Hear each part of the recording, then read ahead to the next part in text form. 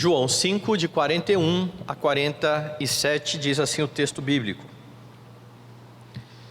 Eu não aceito glória que vem dos homens.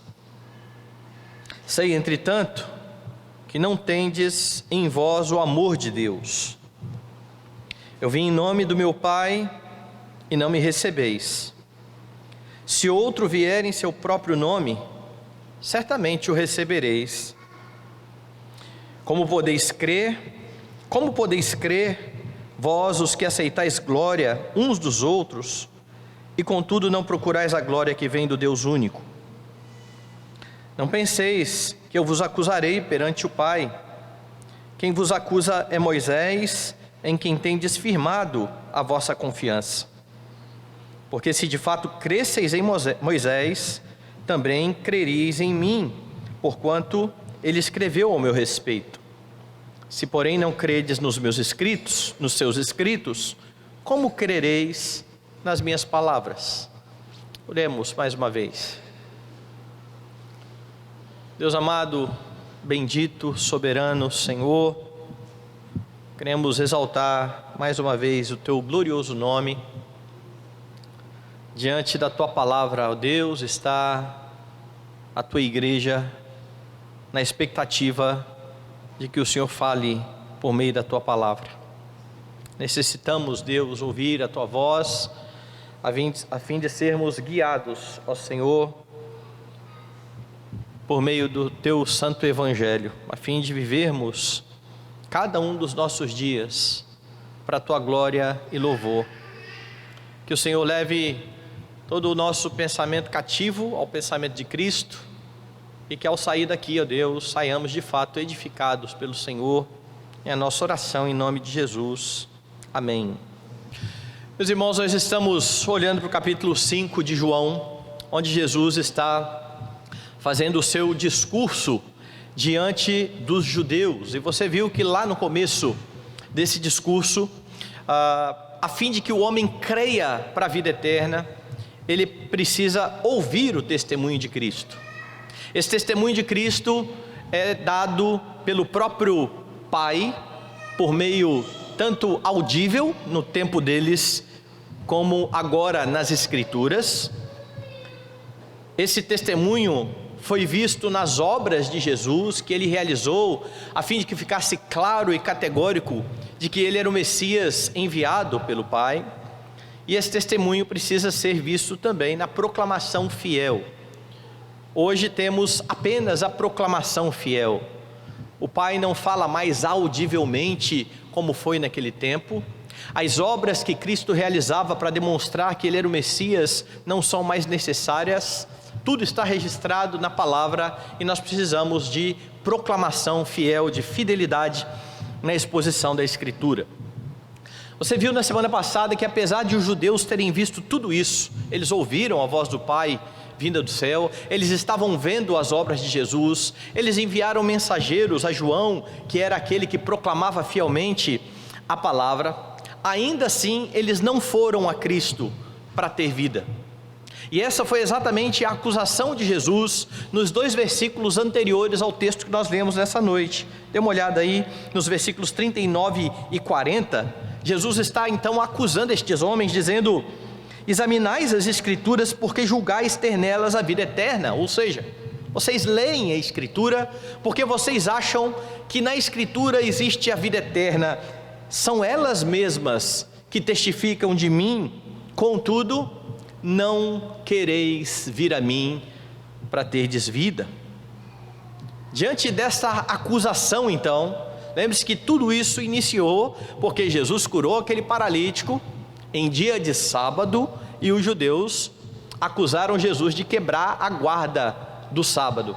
Então Jesus vai mostrar a sua autoridade no seu discurso, mas tudo isso iniciou lá. Você precisa lembrar disso, não pode perder isso de vista, porque diante do que Jesus está falando aqui, seria muito natural os judeus pensarem o seguinte: olha, este homem está nos repreendendo porque nós chamamos a atenção dele, porque ele não passa de um quebrador da lei. Porque se nós estivéssemos elogiado, dizendo: olha, que coisa boa você fez por esse paralítico, ele não iria falar tão duramente assim conosco, Ele não iria nos repreender tão duramente. E essa então é a razão de Jesus no versículo 41 dizer: eu não aceito a glória que vem dos homens. Não entendam ou não achem que eu estou preocupado com a bajulação de vocês. É isso que Jesus está falando. Não entendam aqui que eu estou preocupado com vocês reconhecerem ou não uma benfeitoria àquele homem, principalmente por causa do que se segue. Veja no verso 42: sei, entretanto, que não tendes em vós a palavra de Deus. Jesus não precisava do testemunho daqueles homens, principalmente porque aqueles homens não eram crentes. Aqueles homens não dariam a Jesus o louvor verdadeiro. Jesus então está deixando bem claro aqui: olha, não pensem que eu quero de vocês elogio. As obras de Jesus falavam a seu respeito. Veja lá no verso 36: eu tenho maior testemunho do que de João, porque as obras que o Pai me confiou para que eu realizasse, essas que eu faço, testemunham a meu respeito de que o Pai me enviou. Se Jesus disse inclusive que não precisava, não necessitava do testemunho do próprio João Batista sobre ele, quanto mais destes homens que têm os seus corações distantes do Senhor. Na tradução da Almeida Corrigida e Fiel, isso fica ainda mais perceptível, porque no verso 42, quando Jesus diz: sei, entretanto, que não tendes em vós o amor de Deus, está bem assim lá na Almeida Corrigida: muito bem vos conheço, que não tendes em vós o amor de Deus. E aqui você precisa lembrar do que João está falando desde lá de trás. Jesus é aquele que conhece a natureza humana. Ele não precisa que as pessoas deem testemunho umas das outras para ele. Ele sabe muito bem de quem se tratam essas pessoas. E agora então que estes homens estão pensando em Jesus, repreendendo porque não recebeu o seu louvor, ele está dizendo: eu não recebo o louvor que vem da parte de vocês. Jesus já havia dito à samaritana que o Pai estava procurando adoradores, sim, mas adoradores que adoram em espírito e em verdade. E não era esse o caso destes homens que aqui estão. Ele é bem claro então a respeito da situação destes homens. Estes homens não amavam a Deus. E o restante então do discurso de Jesus mostra a consequência disso. Mostra o que decorre de um coração que não ama a Deus. No texto então você verá quais são os resultados de não se amar a Deus. Veja os versos 43, 46 e 47. O primeiro resultado de alguém que não ama a Deus é a rejeição ao Senhor Jesus Cristo. Veja a parte A do verso 43. Eu vim em nome do meu Pai e não me recebeis. 46. Porque se de fato cresceis em Moisés, também creríeis em mim, porquanto ele escreveu ao meu respeito. Se porém não credes nos seus escritos, como crereis nas minhas palavras? Um coração que não ama Deus irá rejeitar o Senhor Jesus. E veja, Jesus já havia sido bem claro a respeito disso, quando ele disse: vocês examinam as escrituras julgando ter nelas a vida, elas testificam de mim e vocês não querem vir a mim para ter vida. As escrituras proclamavam, anunciavam a pessoa bendita do Senhor Jesus Cristo, que agora estava diante deles, realizando sinais e prodígios, e eles o rejeitavam. Eles não iam até ele. Pelo contrário, muitas vezes eles blasfemavam contra ele. E então ele reapresenta essa verdade, ele repete essa verdade na parte A do 43, como eu li: eu vim em nome do meu Pai e não me recebeis.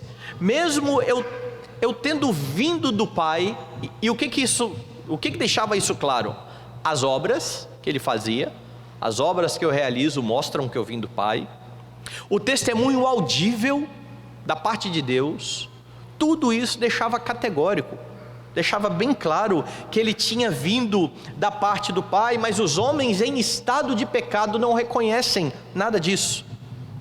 Os homens sem Deus no coração nunca irão se dobrar ao Salvador, como eu disse na semana passada, nem se grandes milagres acontecerem, nem se uma voz for ouvida do céu, o homem não se dobrará a Deus, sem nascer de novo. Essa é a condição humana, essa é a dura realidade em que se encontram todas as pessoas que não nasceram novamente. E como eu já afirmei em outra ocasião, em outro sermão, quando você proclama o Evangelho, você está falando a homens que são incapazes de te ouvir. Parece quase uma missão em glória, como se você tivesse ali um surdo e cego, e você se colocasse do lado dele e começasse a falar. Você pode falar o que você quiser, o que você bem entender, ele simplesmente não tem condições de te ouvir, ele não tem condições de te ver. O homem em seu estado de pecado, morto em seus delitos e pecados, não ouvirá a Cristo, eles não irão querer saber do Senhor, eles irão rejeitar ao Salvador. Pode ser que muitos deles falem até o seguinte: eu até reconheço que Jesus era um ser humano diferenciado, e isso todo mundo tem que reconhecer, certo? Nós estamos vivendo no ano de 2022 depois de Cristo. O nome de Cristo está gravado na história, quer a pessoa seja crente, quer ela não seja crente, ela precisa reconhecer que existia um personagem histórico chamado Jesus Cristo. Mas para muitos não vai passar disso. Olha, foi um homem interessante, foi um homem sábio, ele foi um bom exemplo, mas eles irão rejeitá-lo como o Messias, como o Filho de Deus, como o Salvador dos pecadores. E estes homens que estão aqui diante de Jesus, vendo todas as suas obras, por não terem o amor de Deus neles, no coração, estavam rejeitando aquele que veio da parte do Pai. Quando você vai lá no fim do discurso, você vê que Jesus é ainda mais enfático, lá nos versos 46 e 47, o que Jesus vai fazer aqui? Estes homens são judeus, e os judeus se orgulhavam de crer em Moisés, eles se orgulhavam de ser a descendência de Abraão, e Jesus vai deixar bem claro aqui para eles, de que por mais que eles descendessem de Abraão, e de que eles conhecessem os escritos de Moisés, a realidade a respeito da crença em Moisés na vida deles era muito diferente daquelas que eles entendiam. Eles podiam até dizer de boca que acreditavam nos escritos de Moisés, e Jesus vai dizer: se vocês crescem de fato em Moisés, vocês iriam me receber. Moisés falou ao meu respeito, Moisés escreveu sobre mim. Dê uma olhada de novo nos versos 46 e 47. Se de fato cresceis em Moisés, também creríeis em mim. Ou seja, é uma consequência lógica de se crer em Moisés, é a implicação normal de se crer em Moisés. Então, quando alguém rejeita Cristo, está bem claro de que quem está sendo rejeitado também é Moisés e os seus escritos. Não se rejeita somente a Cristo, se rejeita a Cristo e a Escritura que testemunha dele, porque quem diz crer na Escritura necessariamente precisa confessar o Senhor Jesus Cristo. Ele diz: Moisés escreveu ao meu respeito, mas se vocês não creem nos escritos de Moisés, como é que vocês vão crer naquilo que eu estou dizendo? Como é que vocês vão crer na minha palavra? Agora, pense nos primeiros leitores do Evangelho de João. Os primeiros leitores do Evangelho de João estão desde o início do livro, vendo João falar a respeito disso.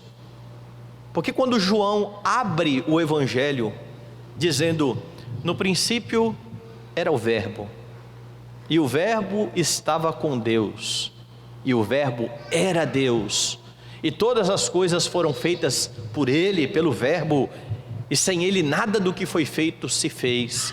Para um judeu que conhecia de fato a Escritura, que conhecia Moisés, ao ouvir essas palavras, no princípio, ele seria automaticamente direcionado para o primeiro livro de Moisés. Mas ele ouviria de João: quem estava lá era Cristo, criando todas as coisas. Sem Cristo, nada teria sido feito. João também mostrou que o Senhor Jesus atribuiu a si mesmo a visão que Jacó teve daquela escada que ia do céu à terra. Outra história bastante conhecida dos judeus e escrita por Moisés. Jesus vai dizer que aqueles homens veriam os anjos de Deus subindo e descendo sobre o Filho do Homem. Além disso, João já relatou para os seus discípulos o testemunho de Filipe para Natanael, porque quando Filipe creu em Jesus Cristo e encontrou Natanael, ele corre até Natanael e diz: Natanael, nós achamos aquele de quem Moisés escreveu na lei. Então, quando chega nesse ponto, os leitores já estão bem familiarizados com isso que João está dizendo. Jesus é aquele que vem sendo anunciado por Moisés, e é por isso que ele está sendo tão claro e tão duro, condenando estes homens que estavam rejeitando a sua pessoa. Se judeus não criam de fato no que Moisés escreveu, eles não podiam então crer nas palavras de Jesus. Meus irmãos, o homem sem Deus rejeita a Cristo. Ele não pode compreender as coisas espirituais, elas se discernem espiritualmente. Os homens rejeitam a palavra, para eles tudo isso é loucura, não passa de loucura. Como é que vocês crentes podem crer num livro escrito por homens, num livro cheio de erros, num livro cheio de contradições? É assim que eles vão falar a respeito da Escritura. E isso mostra a impossibilidade de você tentar instruir biblicamente aqueles que não se renderam a Cristo. E preste bem atenção nisso, porque isso é importante em várias instâncias da nossa vida. Quando você ensina princípios cristãos a alguém divorciado da pregação sobre Jesus Cristo, a única coisa que você consegue produzir é farisaísmo. Isso acontece na criação dos filhos, quando se fala a respeito da obediência à lei, que precisa acontecer, a sujeição à lei, que precisa acontecer, as regras, que de fato precisa acontecer, mas que não se aponta para aquele que torna isso tudo possível. Jesus Cristo, aquele que liberta o homem da condenação da lei. Então há muitos filhos de crentes que estão crescendo nas nossas igrejas, que estão se tornando fariseus, porque eles conhecem até a letra da lei, mas eles não estão sendo expostos ao Redentor. A mensagem do Evangelho não lhes é transmitida. O Salvador bendito que morreu por pecadores não lhes é apresentado. E essa é uma maneira errada de apresentar as Escrituras aos filhos. Mas não só aos filhos. Se você tem um amigo que não é crente e ele está com algum problema, e você fala assim: na Bíblia tem algumas coisas que falam a respeito disso aí, olha, você podia fazer isso e aquilo, mas essa pessoa não é crente, você está instruindo errado, porque um não crente não pode compreender aquilo que a Escritura diz sem Cristo. Ou se ele fizer o que a Bíblia diz e até for bem sucedido, guardar externamente a lei, sem se render à pessoa de Jesus Cristo, isso só servirá para maior condenação dessa pessoa. Geralmente, quando eu aconselho não crentes, eu ouço o que as pessoas estão dizendo, me compadeço dos problemas, mostro que de fato é uma situação ruim, mostro que o pecado levou a humanidade a uma situação terrível, mostro que existe uma solução, mas que essa pessoa não tem condições de colocar em prática, a não ser que ela se renda a Cristo, a não ser que ela nasça de novo, porque homens naturais não irão crer no Evangelho. Podem até falar da boca para fora, mas estarão como estes homens aqui, estarão rejeitando na prática a Cristo. Então, mais do que as normas da lei, mais do que regras, os homens precisam de um Redentor, de um Salvador, de alguém que os tire dessa triste condição que eles foram lançados quando Adão pecou lá no jardim do Éden. Então ore para que Deus dê um novo coração àqueles a quem você proclama o Evangelho, para aqueles a quem você fala das instruções da lei do Senhor, porque sem um novo coração ninguém receberá ao Senhor Jesus Cristo.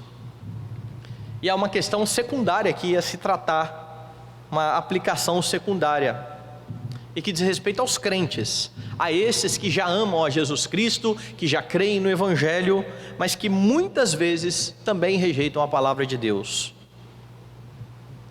Se você crê em Jesus Cristo, você necessariamente precisa crer em toda a Escritura. Hoje pela manhã falávamos a respeito da Escritura como o padrão para aferir todas as coisas, como o padrão para julgar outras pessoas, mas não só isso, como o padrão para que você se adeque a uma vida de santidade diante de Deus.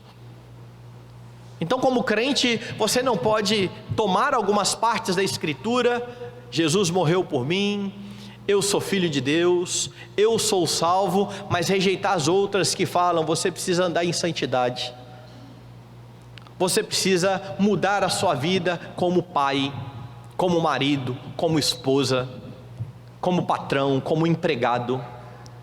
Você deve refletir a luz de Cristo. Não, no meu negócio isso aqui não entra não. Isso aqui é bom no domingo à noite, quando eu me reúno com a igreja para adorar a Deus. Então o que nós temos muitas vezes na prática são crentes vindo à adoração, cantando ao Senhor, ouvindo a instrução da palavra, rejeitando na prática, rejeitando na vida de segunda a sexta-feira no horário comercial, como eu costumo dizer. Crentes precisam se dobrar à Escritura. Você crê em Moisés, nos profetas, você crê nos Salmos, como era dividido o Antigo Testamento, Moisés, profetas e Salmos. Você crê em tudo aquilo que o Novo Testamento registra, e você precisa ter cuidado para não viver na prática como aquelas pessoas que rejeitam a Cristo e a sua palavra, porque você vai mostrar que ama Jesus Cristo obedecendo a sua lei. Mas o texto mostra mais. O texto mostra que alguém que não ama a Deus, além de rejeitar Cristo, irá louvar a homens. Verso 43, a parte B, e o verso 44, diz assim o texto: se outro vier em seu próprio nome, certamente o recebereis. Como podeis crer, vós os que aceitais glórias uns dos outros, e contudo não procurais a glória que vem do Deus único? E aqui então Jesus está expondo uma realidade que pode ser vista na Escritura, que deve ser vista na Escritura. A Bíblia vai ensinar que o homem foi criado como servo. Lá no início, Deus criou o homem para servir a Ele. E quando eu falo de servir, isso significa adorar a Deus, louvar a Deus, ter nele a confiança, a esperança, ter como a sua rocha eterna, tudo isso faz parte do serviço a Deus. Mas você sabe que houve uma queda, houve uma rejeição a Deus. Mas a condição de servo não mudou. É verdade que o homem, quando rejeitou a Deus, o fez para não ser mais servo, porque foi essa a promessa da serpente: se vocês comerem do fruto, vocês não serão mais submissos a Deus, vocês serão como Deus, vocês serão conhecedores do bem e do mal. A proposta era essa: vocês vão andar por conta própria, de acordo com aquilo que vocês quiserem fazer, nada mais de servir. O homem, depois de pecar, descobriu que ele continua servo, e a Bíblia diz que ele agora é um servo do pecado.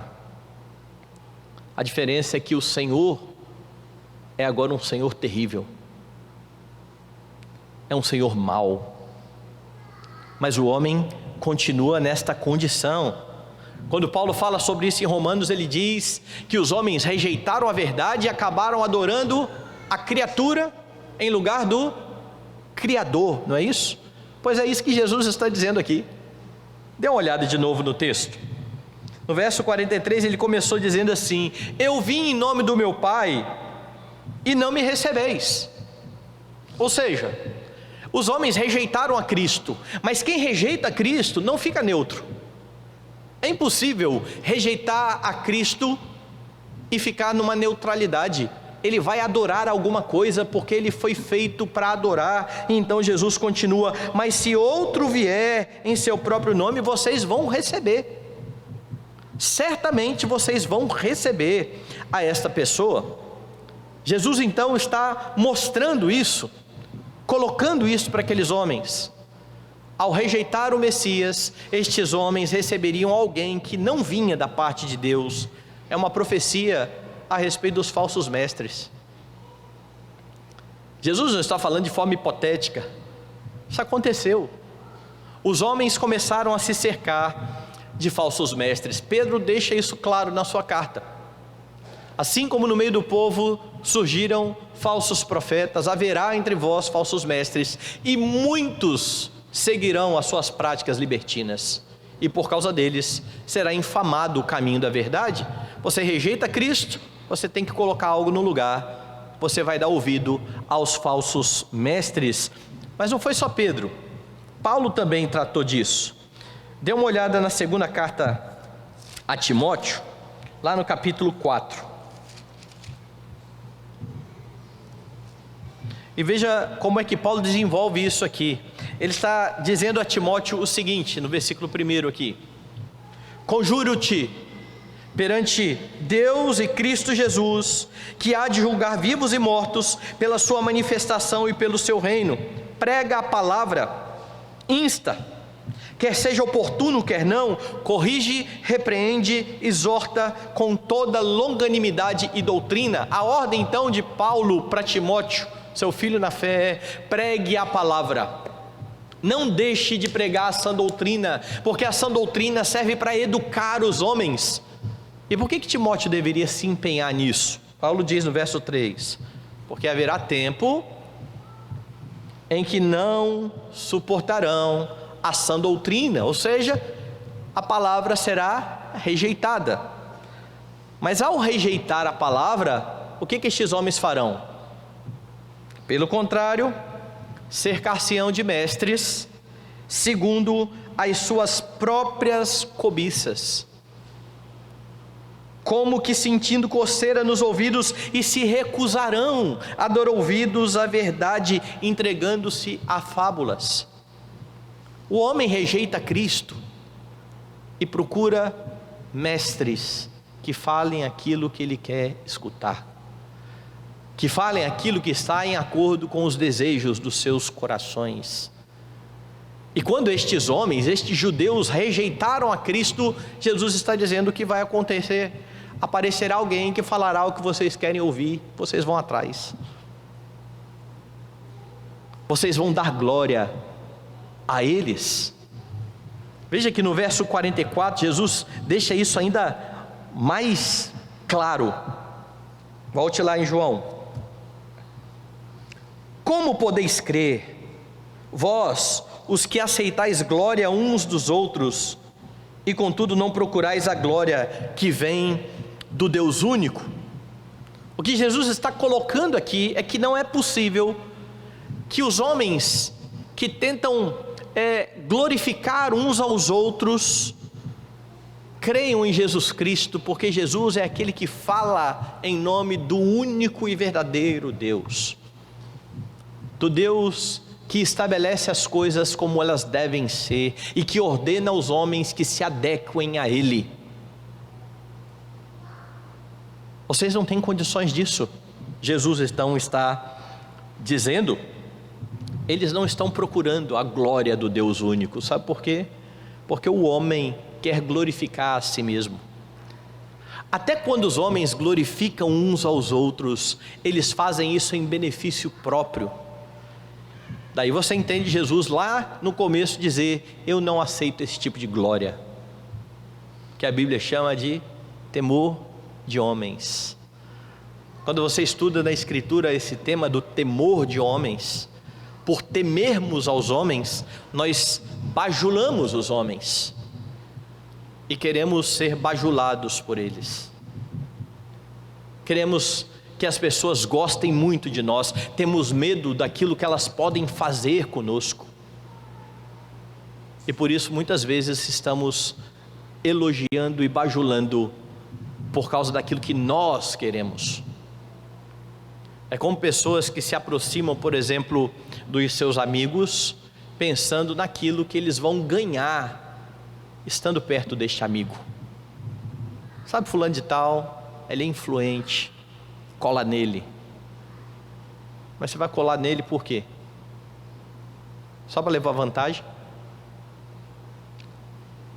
Às vezes nós vemos isso acontecer dentro dos lares, quando os filhos, eles dão ouvidos aos seus pais, quando eles têm algo a ganhar com isso.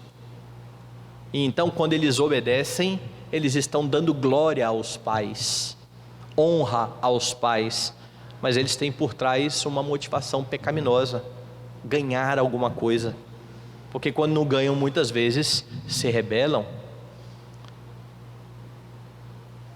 Não tem outro jeito. Quando alguém rejeita o padrão de Deus e o temor a Deus, haverá temor à criatura em vez do Criador, porque quando rejeita a glória de Deus, o homem feito para servir e adorar, adorará a si mesmo e honrará aqueles que falam segundo a cobiça dos seus corações. Isso quer dizer aquilo que eu já disse aqui e reafirmo agora: não existe neutralidade. Ou você está com Deus, ou você está contra Deus. Não existe um local para se estar em que você não está contra Deus e nem está a favor de Deus. Você não se mete em nada. Jesus disse que quem com Ele não ajunta, espalha. Há crentes que acham que pode se aproveitar, por exemplo, da pretensa sabedoria desse mundo, sem julgar as coisas pelo crivo da Escritura, como nós vimos hoje pela manhã. Eu posso me aproveitar de tudo que esse mundo tem? Veja, nós podemos usufruir, por exemplo, do desenvolvimento da tecnologia, da inteligência de homens, mesmo não crentes, que estão aí pensando algumas coisas interessantes, mas nós fazemos isso colocando diante da palavra e avaliando aquilo que é verdade, e aí nós podemos absorver, e aquilo que está contra Deus, e nós precisamos rejeitar.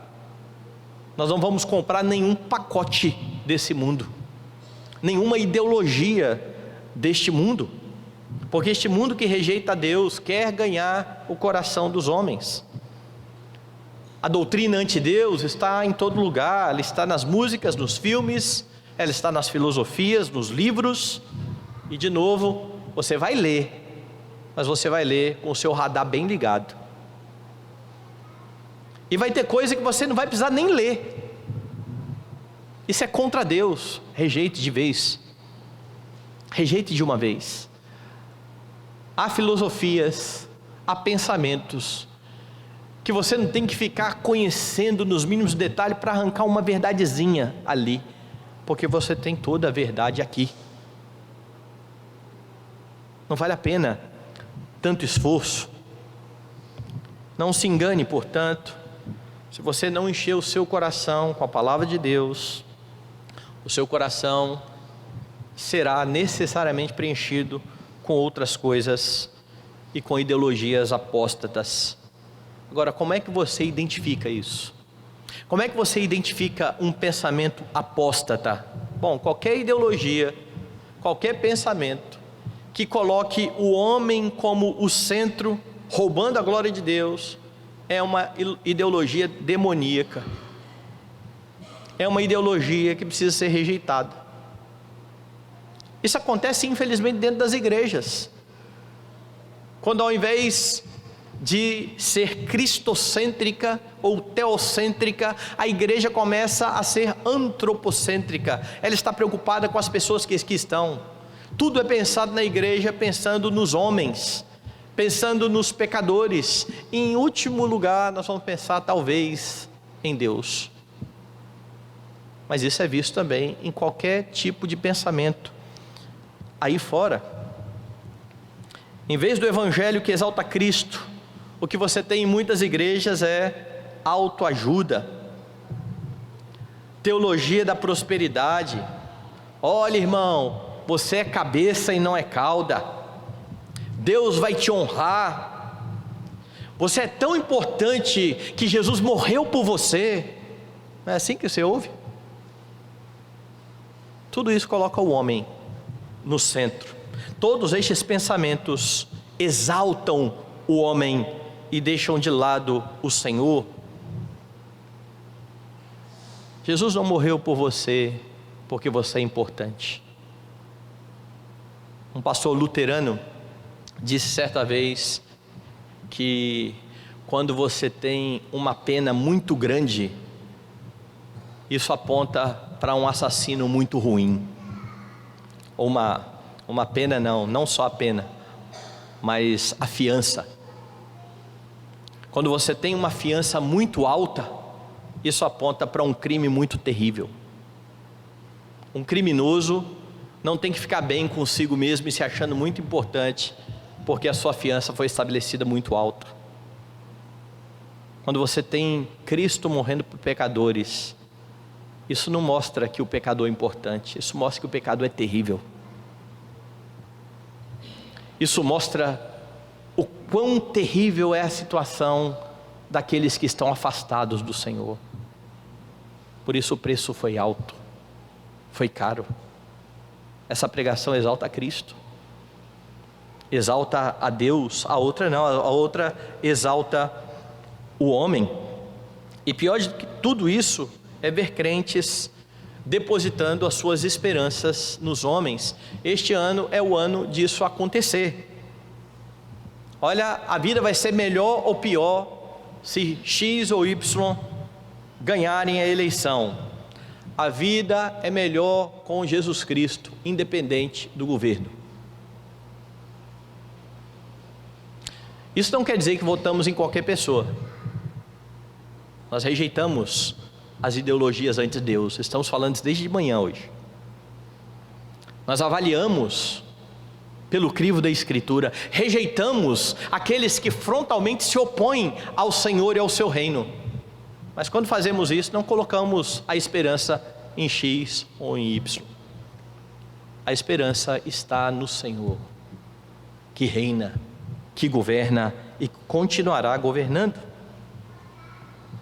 Não confie nos homens, porque quando você começa a confiar nos homens, e porque há muita confiança nos homens, que existe muita panfletagem política e pouca evangelização. Você sabe onde está a sua esperança se você gasta mais tempo lendo sobre política do que você lê sobre a Escritura e sobre o seu rei. Se você proclama mais programas de governo e linhas ideológicas do que o Evangelho de Cristo Jesus. Isso mostra onde está o coração. Mas um coração que rejeita Cristo, mergulhará em tudo isso.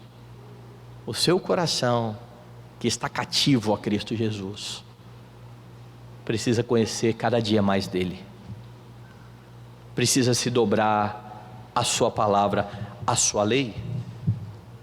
Mas o texto mostra ainda uma última questão: aqueles que não têm Deus no coração serão condenados pela lei. Dê uma olhada no verso 45.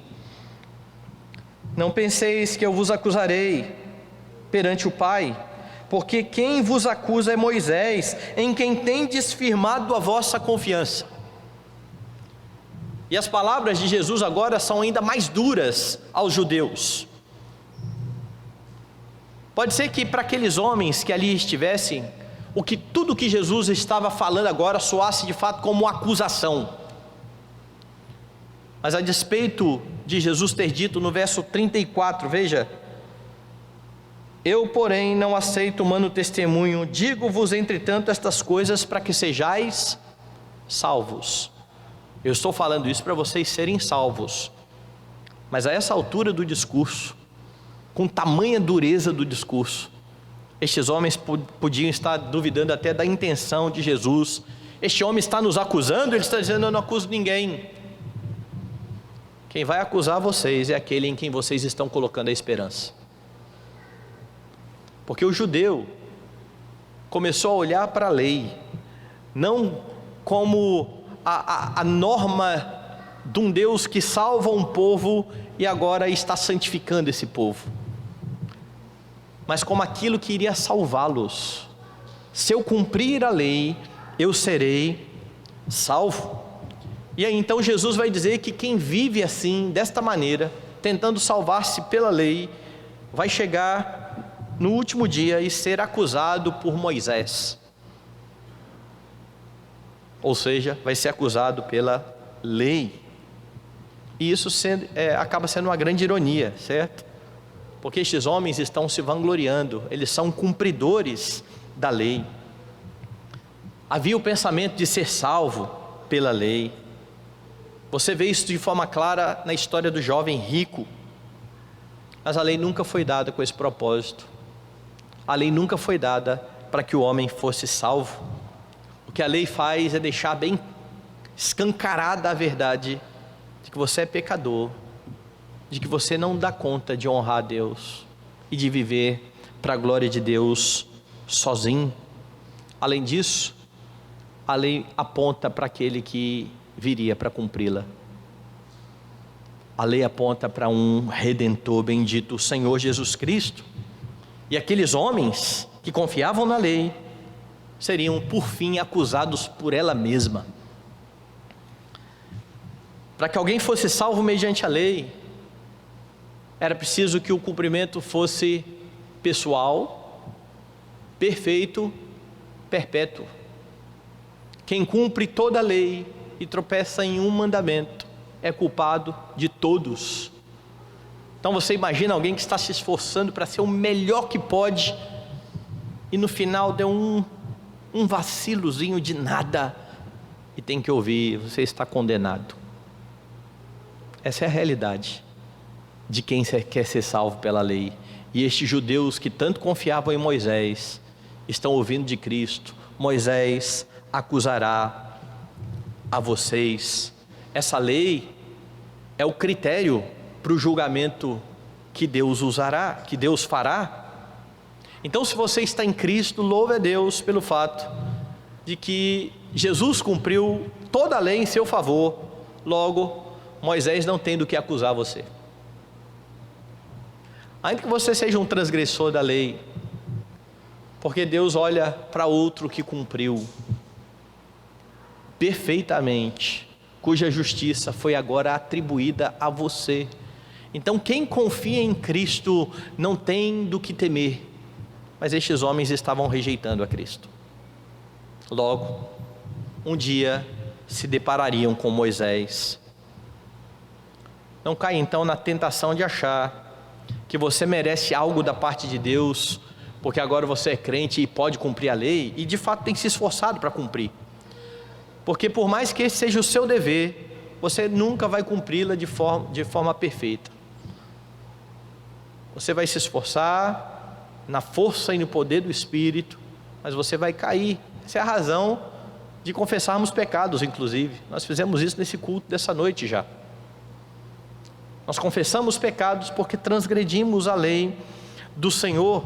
Mas aqueles que confiam na sua própria performance, achando que merecem salvação por causa daquilo que eles são ou daquilo que eles fazem, um dia terão de enfrentar a acusação da lei, diante da qual todos os homens estão condenados. Paulo fala isso também em Romanos. A lei foi dada para que se cale toda a boca, todo mundo seja culpável perante Deus. Então, quando você fala da salvação, quando você proclama o Evangelho, você precisa mostrar aos homens a impossibilidade de eles serem salvos por meio daquilo que eles fazem, pelas suas obras. Você precisa mostrar para eles a grande exigência de Deus, o cumprimento pessoal, perfeito e perpétuo. E quando eles não tiverem mais esperança, vocês apontam para Cristo. Vocês mostram que Deus, em sua graça e misericórdia, enviou seu Filho para que pecadores pudessem ser salvos, olhando para Ele, crendo nele, vivendo para a glória dEle. Peça a Deus também que transforme os corações a quem você proclama o Evangelho, porque sem isso, eles também irão rejeitar as suas palavras. Tenha você na sua vida a lei como padrão para a sua retidão. Em Cristo ela não mais te condena, Moisés não mais te condena, mas serve como padrão para que você viva em santidade, já que essa lei revela o caráter santo de Deus. Ou seja, em Jesus Cristo não há por que temer a condenação da lei que está sendo declarada aqui para estes homens. Há um livro do Joel Bick chamado Lutando contra Satanás. Eu não costumo citar muitos textos no sermão de autores, mas hoje eu fiz questão de separar um trecho desse livro do Joel Bick, porque ele cita um crente do século XIX em sua perspectiva a respeito desse assunto, e ele diz assim, abre aspas: eu pensava que tinha de obedecer à lei, e fui a Moisés para resolver a questão, e ele imediatamente me derrubou. Eu sabia que merecia isso e não reclamei. Preparei-me e novamente fui a ele, com um baque ainda mais severo. Segunda vez ele me derrubou ao chão. Fiquei surpreso, implorei que ele me escutasse, mas ele me expulsou do Sinai e não me deu nenhuma satisfação. No meu desespero fui ao Calvário. Ali encontrei quem teve piedade de mim, perdoou meus pecados, encheu meu coração de amor.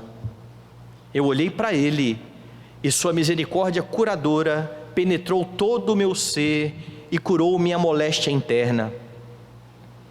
Agora voltei para Moisés para lhe contar o que acontecera. Ele sorriu para mim, cumprimentou-lhe e me recebeu com grande amor. Desde então ele nunca mais me derrubou. Fui por meio do Calvário até o Sinai, e todos os seus trovões estão silenciados. É isso que Cristo faz em nosso favor. Quando o povo ouviu a lei, ouviu os trovões, houve desespero. Moisés, fala você com a gente, não fale Deus conosco. Por causa de Cristo, você não precisa temer a lei, você tem a mesma visão de Paulo. Ela é boa, ela é perfeita. Você tem a mesma visão de Davi, ela é mais doce do que o mel, que o destilar dos favos. Mas somente em Cristo. Quem rejeita a Cristo terá na lei um grande acusador. Jesus mostra então em seu discurso quais são os resultados de não se amar a Deus: rejeição a Cristo, louvor aos homens, condenação pela lei. Sem Cristo os homens estão perdidos, tentando encontrar algum caminho, mas eles só encontrarão ídolos. Fora de Jesus só existem ídolos. Sem Cristo os homens tentarão salvar a si mesmo por meio das suas obras, só encontrarão a condenação da lei. Portanto, louve a Deus por Jesus Cristo, aquele que cumpriu a lei perfeitamente em seu lugar e que dá a você o privilégio de se assentar na Assembleia dos Santos para bendizer o nome daquele Deus que falou por meio de trovões e que é descrito como fogo consumidor, sem medo, porque nos aproximamos dele por meio de Cristo, o mediador perfeito, cuja justiça está sobre os seus.